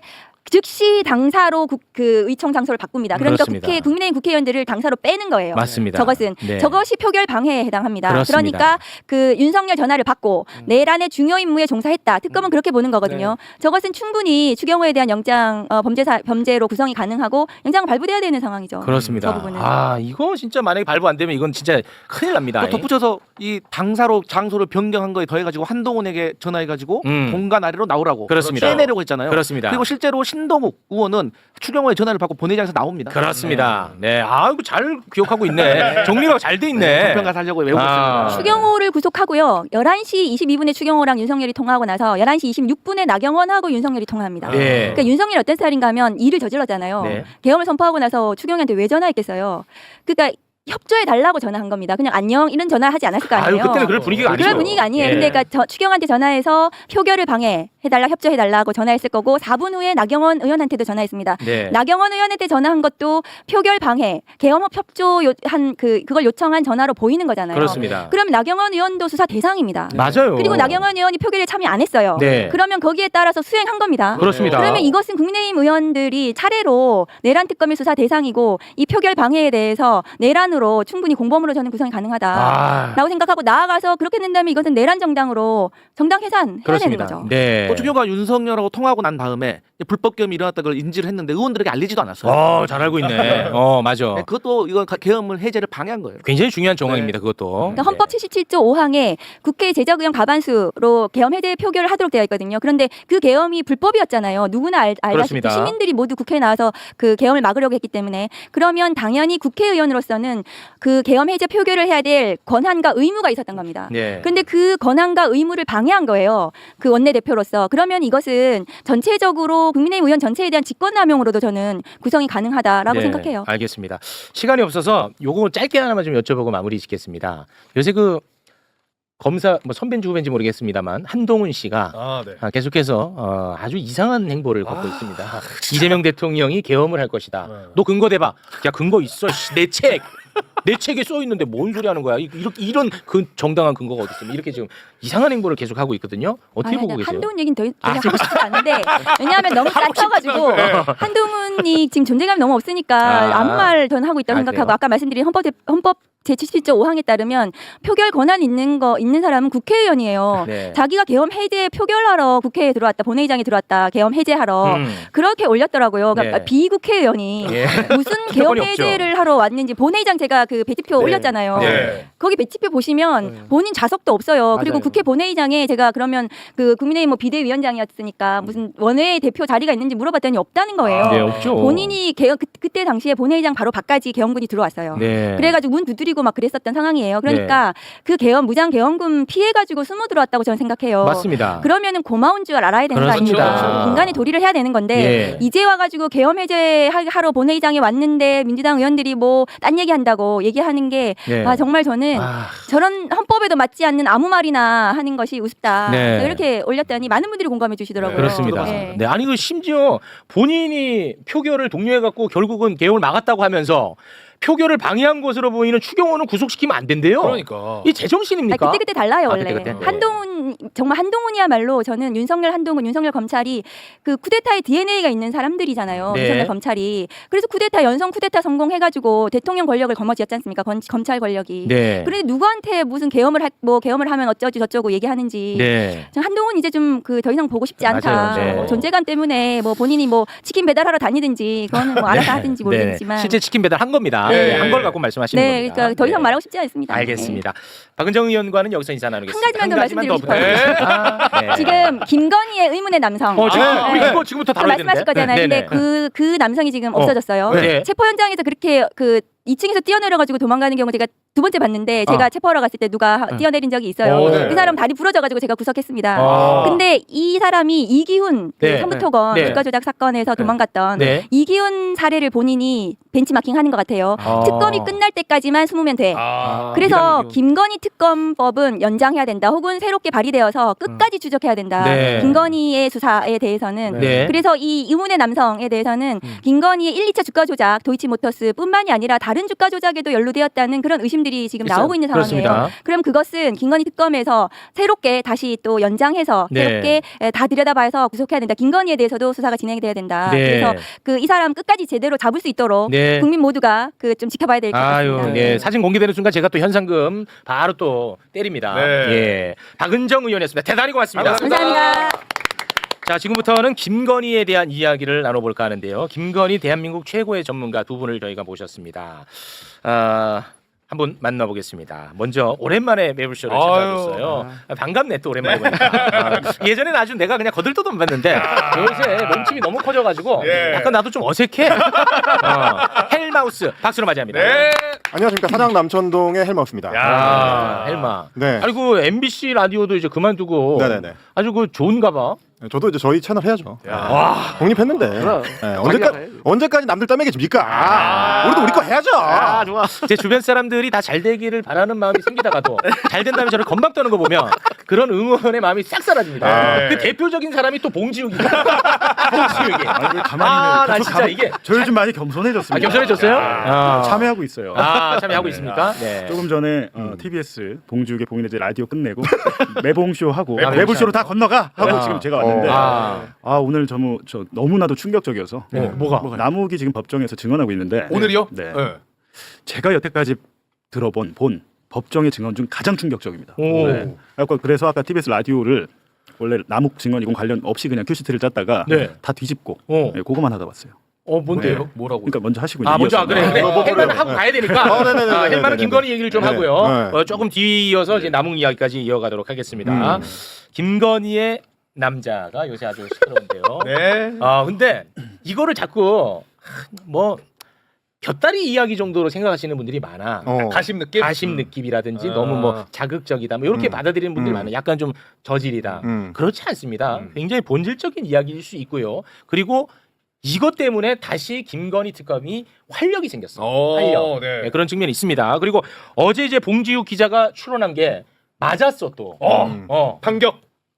민주주의의 반격이 된 것이다. 다시 말해 검찰을 아마 향할 것이다. 검찰이 그동안에 까불지 않았습니까? 거기에 대한 민중계 반격일 거다. 이런 얘기를 했는데 실제로 이번에 김건희 특검을 봤더니 검사들 싹 빼고 경찰과 그동안 이제 김건희를 봐주었던 그것에 대한 수사팀을 다시 꾸려가지고 판사 경찰로 딱 꾸렸더라고요. 네. 어느 정도 그 추론이 맞는 것 같았습니다. 어느 정도가 아니라 사실상 진행이 되고 있는 거죠. 저도 이거 보도 보자마자 한 가지 저거는 이제 한문혁 부장검사는 약간 억울하다라고 하면서 김영철 반부패 수사기부장 그러니까 이게 이제 이의제기가 내가 아니다. 내가 본 이의제기가 폰이 아니다. 됩니다. 한문혁 부장검사는 억울하다. 나는 그래도 연판장 돌리고 할 때 그 수위도 낮추고 여러 가지 억울한 측면이 없지 않아 있어 보입니다. 그러면서 그렇게 되면 누가 되냐라고 하면 박기택인가 또 다른 부부장 검사가 있고 당시에 그 이후에 김영철 반부패 수사 2부장이 등장을 하거든요. 김영철 그분이 이제 장시호랑 그 아이스크림 김영철이에요? 그분 그분인데 그런 연문이 나왔던 그분인데 어찌됐든 수사는 그쪽으로 갈 것 같습니다. 아 그래요? 아 김영철로 향하고 있습니까? 지금 그것도 그건데요. 좀 이따 말씀드리겠지만 지금 대장동 큰일 났습니다. 아이고 진짜 알았어. 이거 우리끼리 할게. 아니 옆에서 장난 아니네. 바로 들어오네요. 자, 우리 아까 최욱 MC님께서 굉장히 본질적인 문제일 수 있다. 뭐 이런 말씀을 해주셨는데 사실 이제 본질적인 문제를 물어볼 것 같으면 이제 저를 부르지는 않았겠죠.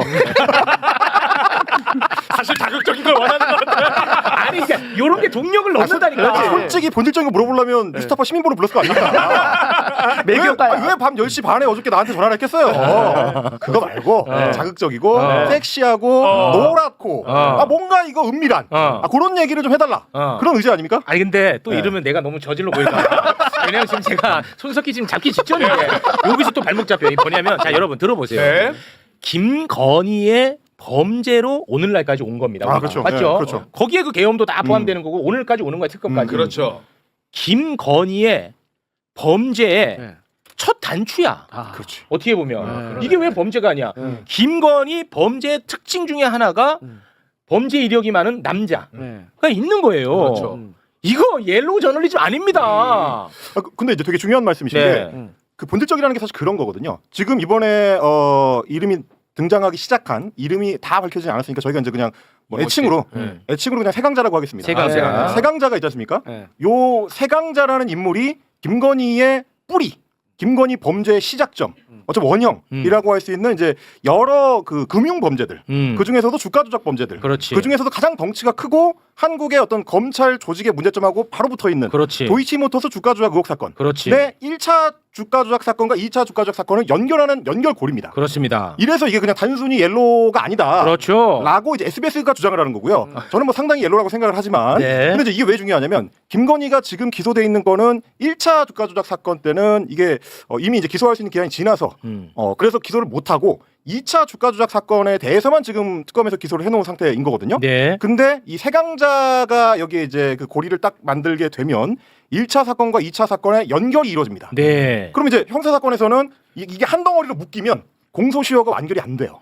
이게 하나로 묶여버리면 이거 옛날 사건이니까 이건 끝났습니다라고 할 수 없게 됩니다. 그렇지. 1차 사건도 기소할 수 있는 여지가 생기는 거예요. 세강자와 김건희의 관계가 중요한 이유는 바로 이겁니다. 1차 사건과 2차 사건을 한 덩어리로 묶을 수 있느냐 없느냐. 그렇습니다. 왜냐면 김건희 모녀도 1차 사건과 2차 사건에 다 쫀주 역할을 한, 다 계좌를 집어넣었던 주요 인물이기 때문에 중요한 거잖아요. 근데 이 세강자는 또 김건희의 계좌가 1차와 2차의 다수였고 이 인적 자원이 공유되게 만드는 중간다리 역할을 한 인물로 특검에서도 보고 있다. 그래서 중요하다. 됐고 그 밀접한 관계 알겠습니다. 됐고 밀접한 관계 시간이 없다 그러니까. 됐고 밀접한 관계 얘기해줘. 여기까지는 이제 그 지상파용이고 사실 이제 그 저희가 주목하게 된 거는 밀접한 SBS 기사에 등장하는 맥락의 문제거든요. 맥락이 중요합니다. 기사를 볼 때 그냥 팩트만 보는 거 누가 못합니까? 하지만 저희 같은 이 전달자들이 필요한 이유는 일반적인 기사에는 잘 안 나오는 특히 지상파 기사를 쓸 때는 굉장히 조심하는 어휘 선택을 잡아내는 거거든요. 그렇습니다. 자, SBS의 첫 번째 단독보도에 뭐라고 단어가 되어 있냐면 개인적으로도 밀접한 관계. 라는 단어가 나옵니다. 그러니까 이제 특검에서 보고 있는 뭐 이제 금융 범죄 관련된 뭐 이런 거 중요하죠. 하지만 두 사람은 개인적으로도 밀접한 관계다. 라고 표현이 돼 있고 그리고 또 하나 의미 있는 게 뭐냐면 이 단어에만 매몰되면 안 돼. 그다음에 뭐냐? 왜 건진 법사가 그 휴대폰 김건희의 개인 휴대폰을 갖고 있었느냐? 건진의 법당을 털었는데 그 휴대전화가 나온 거잖아요. 2013년부터 16년까지 사용한 그 폰. 근데 SBS 기사 내용을 보면 그 폰 때문에 김건희가 대통령 당선 이후에도 건진이랑 계속 같이 갈 수밖에 없었다라는 식으로 표현이 돼 있습니다. 그럼 원래는 손절을 해야 되는데 이제 급이 달라졌잖아요. 옛날에 뭐 도이치모터스 주가 조작하고 이런 급이 아니거든. 내가 이제 대통령 배우자이자 V 제로인데 옛날에 그 내 양아치 미안합니다.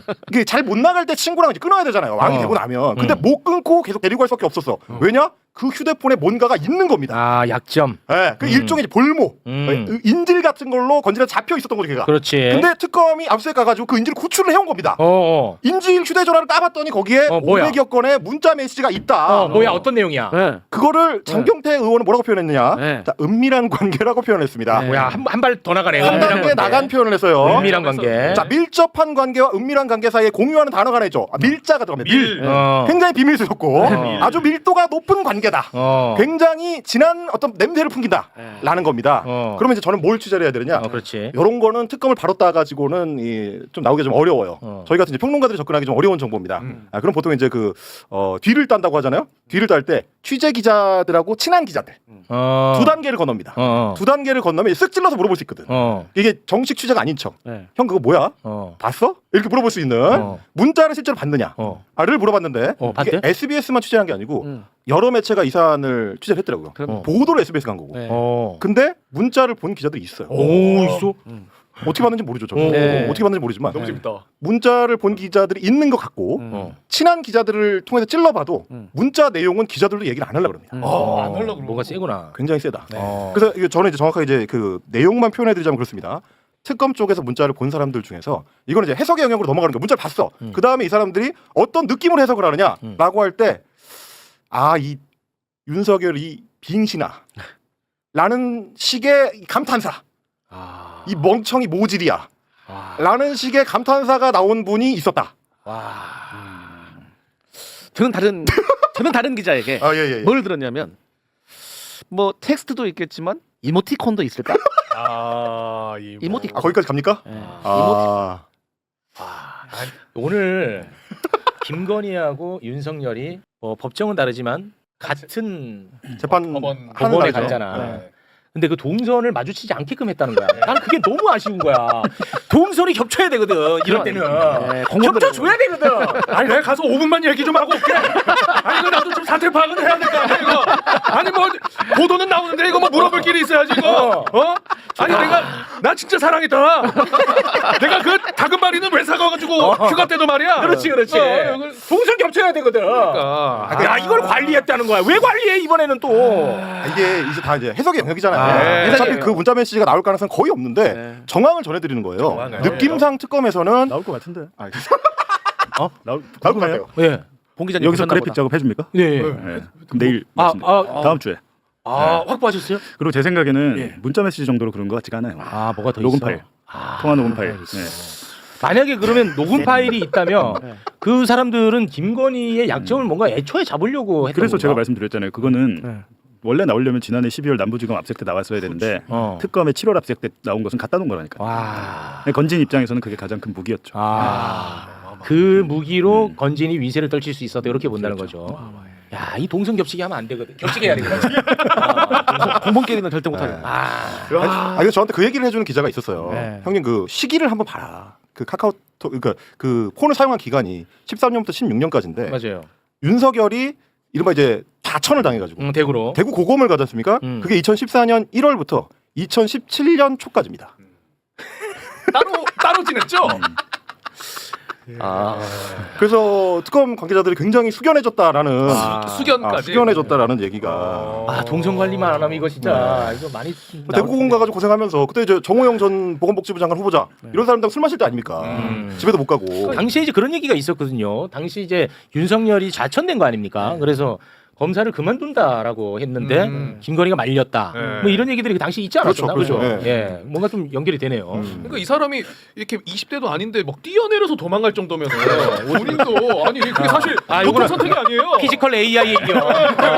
아니 피지컬에 대한 이야기입니다. 그 판단 자체가 내가 뛰어내린다? 56세. 그러니까 약간 생김새도 이소룡 비슷하게 생겼어요. 이소룡이요? 우리 다 고리했잖아요 사진은.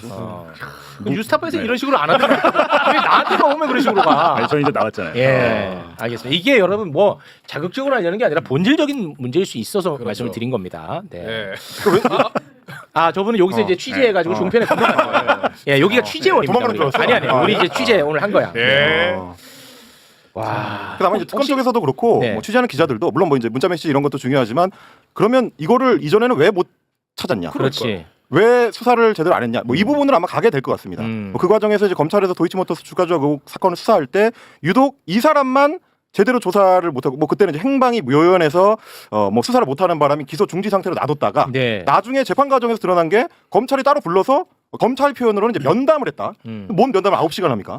이런 식으로 했을 때 보면 결국 윤석열 정권이 아닐 때는 도망 다닐 수밖에 없는 사정이 있었고 윤석열 정권일 때는 검찰 나와서 얘기 좀 하면 검찰에서 덮어줄 수 있는 사정이 있었고 그렇지. 다시 정권이 바뀌니까 다시 도망가야 되는 사정이 생기는 그렇습니다. 이 맥락 안에서 그럼 검찰과 이 사람들과의 관계는 뭐냐? 그렇지. 요거를 보려고 하는 것 같습니다. 네. 왜 그 영화 같은데 보면 이제 깡패 영화 같은데 뭐 예전에 뭐 넘버 3나 이런 영화 같은데 보면 우리 이제 보통 형수님이 그 이제 다른 만남을 가지시는 경우들이 있잖아요. 그럼 이제 동생들이 가서 왜 영화 얘기를 또 하냐? 아니 좀 이따 영화 코너 하니까. 그럴 때 이제 그 동생들이 너희 새끼요 조심해. 그렇죠. 어디 떠나 있어. 이렇게 하는 경우들이 있지 않습니까? 네. 혹시 뭐 검찰이라는 조직의 성격이 또 굉장히 좀 조폭들이랑 유사한 측면이 있으니까 비슷한 일이 있었던 거 아니냐라는 이제 옐로우적인 어떤 네. 추측을 하게 되는 알겠습니다. 그런 맥락들이 있는 거죠. 그래도 뭐 참 좀 다행스러운 것은 김건희 특검이 이제 그동안에 김건희를 덮어준 검사들을 향한 수사팀을 꾸려서 그 수사를 하기 시작했습니다. 네. 이것은 굉장히 고무적인 일입니다. 전담 수사팀이죠. 이게 아주 정말 최근 들어서 내가 본 보도 중에 제일 기분 좋은 보도였어요. 그러니까. 예. 자, 그러면 우리 헬마는 또 본인 채널 또 살리러 가야죠. 아 진짜 이거 하러 나온 거군요. 이게 힘이야. 예, 예. 이 얘기를 누가 해주니? 서로 안 하려고 그러는데. 알겠습니다. 네. 혹시 뭐 오늘 못하신 부분 있습니까? 제가 요즘 소송을 많이 당해가지고 지금 여러 이름들이 이제 스쳐 지나가네요. 예예예. 하고 나니까 생각이 납니다. 소송 많이 걸리는구나. 네, 갑자기 유정호 변호사 이름도 막 이게 올라오고. 소송을 많이 걸려. 네, 알겠습니다. 알겠습니다. 예. 자, 그러면 헬마우스와는 여기서 여기서 숙연해지면 어떡해요? 아니야. 헬마우스와는 여기서 인사를 나누겠습니다. 지금까지 헬마우스였습니다. 대단히 고맙습니다. 고맙습니다. 좋아. 헬마 좋다. 예. 좋아. 야 그래도 옛날엔 이쪽이었는데 네. 사실 이쪽이 이제 내 손을 떠나 컨트롤이 쉽지 않은 분들 여기 내 손 안에 있는 사람들이 이쪽이었는데 옛날이 편했는데. 예. 자, 그러면 이제 대장동 남욱으로 넘어가도록 하겠습니다. 궁금하다. 오늘 오전 10시부터 정진상 실장 뇌물 혐의 재판인데 이제 사실상 이제 대장동 별건 수사죠. 별건 수사 재판을 하고 있는데 오늘이 남욱 변호사의 마지막 증인 신문이에요.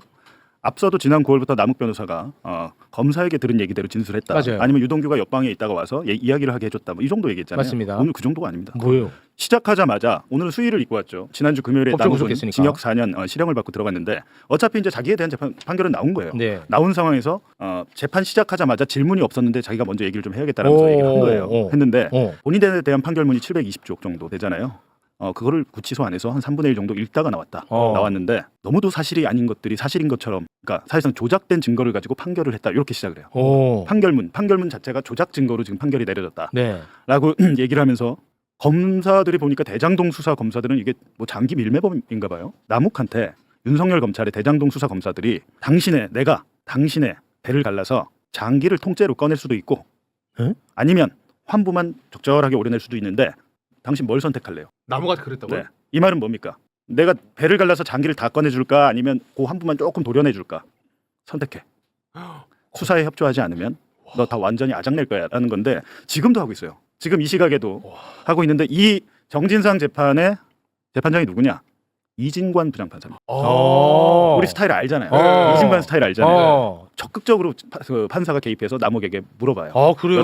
다행이다. 그래도 이진관 판사가 해서. 그렇죠. 천만다행인데 예를 들면 수뇌부 같은 거 있잖아요. 지난 우리가 판결문에서 수뇌부가 있어서 이 수뇌부는 정진상이고 이재명이야. 성남시 수뇌부. 국민의힘이 난리쳤잖아요. 남욱이 조작된 거다. 그 얘기 했어요? 나는 그런 사실을 유동규한테 들은 적도 없고 예전에 말한 적도 없다. 그래서 제가 말씀드렸잖아요. 검찰의 공소장에 있는 단어예요. 그게. 네. 검찰이 만들어낸 거다. 뭐 요거부터 시작을 해서 제가 한번 읽어드릴게요. 지금도 오고 있거든요. 안에 계신 분이 보내주는데. 일단 이게 너무 중요한데 너무 쑥 지나가가지고 다시 한번 남욱이 지금 법정 진술을 하고 있는데 남욱이 울먹거리면서 했던 법정 진술 다시 한번 곽수산 씨가 소개 부탁드립니다. 남욱 씨가 울먹거리면서 법정에서 검찰이 날 수사하면서 배를 갈라서 장기 꺼낼 수도 있고 환부만 도려낼 수도 있다. 너의 선택이 문제다. 라는 말까지 했다. 근데 이게 누가 질문했을 때 나온지 아세요? 누가? 검사가 질문했는데 대답한 거예요. 오늘 오전에는 검사가 물었습니다. 자기를 수사한 검사 앞에서. 야, 검사 표정 궁금하네. 오늘 이제 검사가 멘붕이 왔죠. 멘붕 왔대요. 원래 오후 3시 반까지 검사 신문인데 1시 반에 손 들었습니다. 못하겠다고. 더 이상 질문을 할 게 없는 게 남욱의 입에서 나오는 것은 자기들의 불법 수사를 얘기하고 있으니까. 아까 장기 적출 그 위에 뭐라고 했냐면 야, 검사가 그 얘기를 하니까 야, 그거는 사람의 배를 가르는 게 아니고 다방면으로 조사를 하겠다는 얘기 아니야. 은유적인 표현이야. 검찰이? 은유적인 표현이라고. 그러니까 남욱이 그렇게까지 이야기를 들으면 구속된 상태에서 검사님들 수사하는 방향을 안 따라갈 수 없다. 최소한 그런가 보다 하고 가야 된다 하면서 눈물을 터뜨립니다. 그러면서 울먹울먹거리면서 죄송합니다 이렇게 얘기를 하고 결과적으로 자기의 그런 조작 증언이 허위 증언이 다 사실화돼서 판결이 나고 이런 상황이 되니까 돌이킬 수도 없고 이게 다 제 잘못이지만 그래서 기회가 된다면 이렇게 사실이 오인된 부분에 대해서 앞으로 질문을 한다면 제가 답변을 드릴 기회가 있었으면 좋겠다는데 오늘이 마지막이에요. 이 재판 중이 마지막이기 때문에 지금도 계속 이야기를 계속 오고 있어요. 이 사건에 대해서 검찰의 증거 조작 허위 진술 강요에 대해서 수사를 한다면 저와 제 지인들은 협조할 용의가 있다. 야, 그거 제일 그리고 반갑네. 제가 예전부터 계속 얘기했는데 대장동 사건 조작, 진술 조작, 진술에 있다 말씀드렸잖아요. 제가 말했던 그대로 다 증언을 하고 있어요. 예를 들면 2022년 10월달에 유동규를 먼저 석방을 해요. 그 다음에 11월 초에 남욱을 석방해 줍니다. 근데 오늘 뭐라고 하냐면 본인을 당시에 석방이 될지 유동규는 다 알고 있었다. 왜냐하면 이 정도 범죄를 저지르면 계속해서 추가 구속영장을 청구하잖아요. 추가 구속영장을 청구하지 않을 거라는 거 유동규는 알고 있었고 자기 같은 경우에는 기존 수사팀 예를 들면 문재인 정권의 2021년 수사팀이 있잖아요. 거기서는 자기에 대해서 추가 구속영장을 청구해야 된다고 하고 윤석열 검찰 수사팀은 아니야 그냥 안 해도 돼. 그래서 두 수사팀이 싸웠대요. 그래서 결국에는 윤석열 검찰이 세니까 남욱이 풀려납니다. 풀려나면서부터 제가 항상 얘기하잖아요. 얘 석방되고 나서부터 말이 바뀌었다고 그랬는데 당시에 그런 일이 있었고 석방되면서부터 협조할 수밖에 없었다는 거고요. 지금 뭐 너무 많은 얘기들이 있어가지고 제가 하나만 좀 여쭤보겠습니다. 지금 계속해서 남욱이 충격적인 진술을 법정에서 하고 있는데 남욱 자신 재판과는 전혀 무관한 진술을 드린 거잖아요. 이런 것들은. 그렇죠. 이거는 정진상 실장에 대해서 정진상 실장 혐의가 뭐냐면 그러니까 남욱을 오히려 본인의 위증 혐의를 더 이렇게 추가하는 되면 본인은 위증으로 그런 거죠. 네. 본인이 이제 징역 4년 받았는데 거기에 영향을 미치지 않는데. 그렇지. 오늘 그 이진관 부장판사가 굉장히 심각해요 지금. 심각해요. 이건 굉장히 심각한 일이고. 야 다행이다. 그러네. 와 그리고 저는 살면서 남욱 변호사가 본인 변호사입니다. 변호사예요. 네. 여태까지 기록을 다 보면서 복귀를 다 해서 온 것 같아요. 여러 가지로. 왜냐하면 자기가 이 법정에 나와서 정확하게 얘기하겠다는 생각이 있었던 것 같고. 이재명 정진상 관련만 검사의 의도대로 진술했다. 그리고 정진상 뭐 예를 들면 정진상을 뇌물로 엮는 게 윤석열 검찰이 2022년 11월부터 내가 그렇게 진술하는데 앞전에 10월달에 검사와 계속해서 합을 맞추고 그 대화 면담하는 과정이 있었다. 그리고 정진상을 뇌물로 엮어야만 이재명에 대한 배임으로 갈 수 있기 때문에 그건 당연한 절차였다라고 얘기한 거. 지금 계속 그런 얘기를 하고 있다는 거죠. 그러면서 결국에는 이재명 우리가 항상 얘기하는 거 있잖아요. 그렇지. 이재명을 잡기 위해서 이 수사를 시작했다. 그렇습니다. 라고 한 겁니다. 그러니까 이런 마당에 지금 대북 송금 사건도 그렇지만 대장동 사건이 사이즈가 훨씬 큽니다. 피고인도 많고 증인도 많고 이 검사들 보니까 오늘 허정 검사라고 법정에 나온 공판 검사 중에 한 명 저희 집에 압수수색 왔던 그 검사네요. 그러니까 제 사건도 대장동 사건의 파생 사건이잖아요. 네. 하다가 뭐 공직에 허위 보도한 걸 인지했다 이건데 대장동 사건은 수사해야 됩니다. 이거는 이 정도로 구체적으로 나와. 왜냐하면 여기서 지금 검사 이름을 다 얘기해버려요. 그냥 남욱이.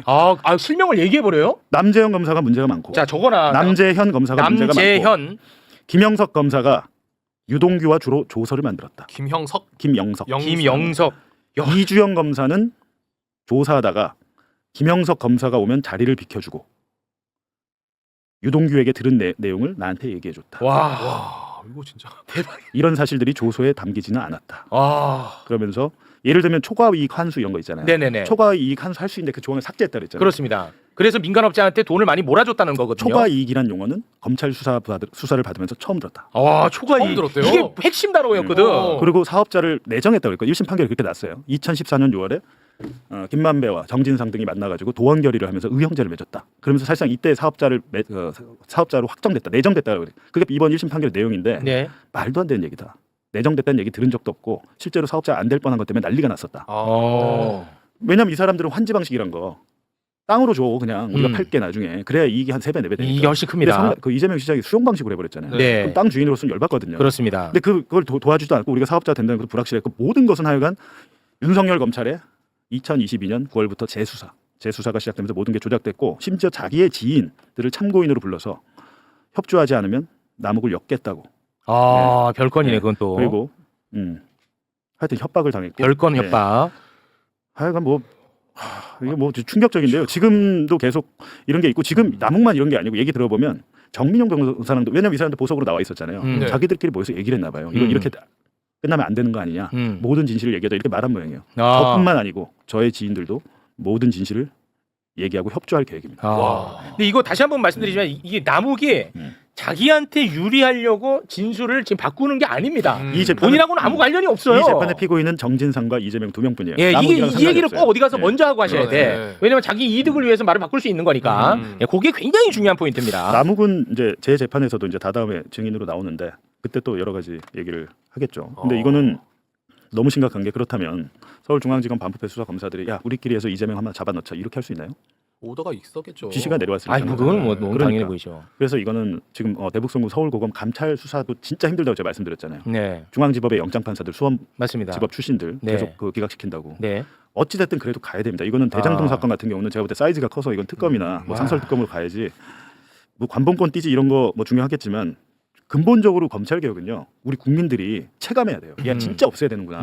이 체감을 하려면 구체적인 케이스가 나와야 됩니다. 맞아요. 대북 송금에서 뭐 박사영 검사가 어떻게 했는지 그런 것들이 나오겠지만 네. 장기를 적출하겠다고.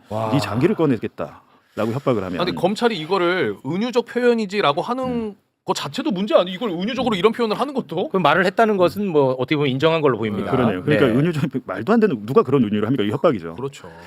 어쨌든 유동규는 원래 자기한테 그랬대요. 나는 3년이야. 나는 3년만 살고 나갈 거야. 근데 이제 남욱이 변호사잖아요. 네. 형 그거 말도 안 돼.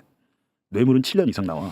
아니야 얘기 다 됐어. 이랬는데 8년 받으니까 지금 멘붕 상태다. 구치소에서 이제 유동규도 멘붕이랍니까? 멘붕이죠. 왜냐면 자기 검찰이랑 약속하고 협조했는데 3년 생각했는데 7년 받으니까 8년 받았잖아요. 8년 받으니까 지금 멘붕 상태다. 그 구형보다 더 세게 받았어요. 유동규. 이 상태에서 유동규도 어떻게 될지 모르겠습니다. 이렇게 되면. 유동규도? 예. 근데 뭐 유동규는 너무 나갔죠. 태극기 집회 나가고. 맞아요. 근데 제가 볼 때 이로써 뭐 이런 것도 있네요. 2022년 9월 16일이면 윤석열 취임하고 넉 달 뒤인데 남욱에 대해서 체포영장을 집행을 했고 검찰이 너 뇌물수수 공범으로 기소한다. 그 결정은 우리가 해. 앞으로 네 태도를 우리가 보고 결정하겠어. 부패방지법, 이해충돌방지법, 공소시효 다 지났는데도 기소한다고 협박을 해서 그래서 이재명과 정진상을 엮는데 협조했다. 체포와 구속. 하여튼 검찰의 힘은 영장에서 나오죠. 그렇지. 그 영장은 또 법원이 발부하는데 법원도 공범이에요. 영장 발부를 너무 많이 해주니까. 그러니까 남욱이 괘씸하긴 해. 괘씸한데 또 한편으로는 또 이해가 갑니다. 완전히 본인이 이제 궁지로 몰릴 수 있는데 협조 안 하기 어려웠을 것 같아. 그러니까 자기 지금 가족과 지인들을 협조 안 하면 다 엮어서 그러니까 한다고 하면 그거 견디기 쉽지 않지. 내가 된다고 생각하면. 그럼 뭐 괘씸하긴 하지만. 네. 그러니까 이로써 정진상 이재명 재판은 끝났다고 보입니다. 이 재판 그냥 끝났어요. 네. 제가 볼 때는 왜냐하면 지금 정영학도 그렇고 정민영도 그렇고 다 이 스탠스를 완전히 뒤집어서 진실을 얘기할 텐데 이러면 사실은 재판 결과는 뻔히 보이고 그럼 그렇게 끝내야 되느냐 이 말이에요. 그건 아니지. 이제 시작이죠. 그렇죠. 아니 이거 50억 클럽 어떡할 거예요? 이제 시작이야. 그 사건이 중요한 게 아니고 그게 아니라 이 이거를 조작 수사를 기획하고 지시한 사람이 누구고 검찰에서. 실행하고 협조하고 부역한 사람들 검사들 다 잡아들여야 돼 진짜. 다 잡아들여야 돼. 알겠습니다. 자 오늘은 여기에서 마무리 짓겠습니다. 네. 자꾸만 뭐 제가 또 남욱을 또 실드 친다고 자꾸 그러는데 그런 게 아니고 예. 그런 마음은 없죠. 그렇습니다. 오늘 지금 너무 충격적인데 지금 어디 보도는 좀 나오고 있어요? 어때요? 지금 조금씩 나오고 있고요. 나오고 아까 있어요? 저 마침 라디오 할 때 터져가지고 전화 연결로 잘 처리했습니다. 보도는 좀 나오고 있어요? 조금씩 나오고 있는데 대장동 사건. 이거 워낙 충격이라서 이건 보도할 것 같은데? 장기 적출이 좀. 이거는 보도할 것 같아. 기성 언론에서도 이거는 보도할 것 같다는 생각이 듭니다. 보도 많이 나오네요. 나오고 있어요? 네, 제가 찾아보니까. 일단 오마이는 이제 보도를 했고요. 네. 예, 오마이는 보도했습니다. 많이 나오네요. 배 가르는 걸 좀 많이 나왔습니다. 배 가르는 거. 배 가르는 거는 오마이밖에 없어요? 생각보다 없어요. 그냥 유동규에게 검사와 유동규에게 들은 대로 진술했다. 요거는 골자로 좀 많이. 이런 건 참 저렇게 축소하기도 힘들거든. 그러니까. 배가르기가 좀 나와죠. 알겠습니다. 주말 동안에 이걸 또 정리해가지고 월요일에 이 얘기를 또 한번 나눠야 될 것 같습니다. 자, 우리 봉지욱 기자님과 저희 여기서 인사 나누고요. 저희는 영화 코너로 다시 돌아오겠습니다. 오늘 이 방송이 널리 퍼져나가기를 바라보겠습니다. 봉지욱 기자 대단히 고맙습니다. 고맙습니다. 고맙습니다.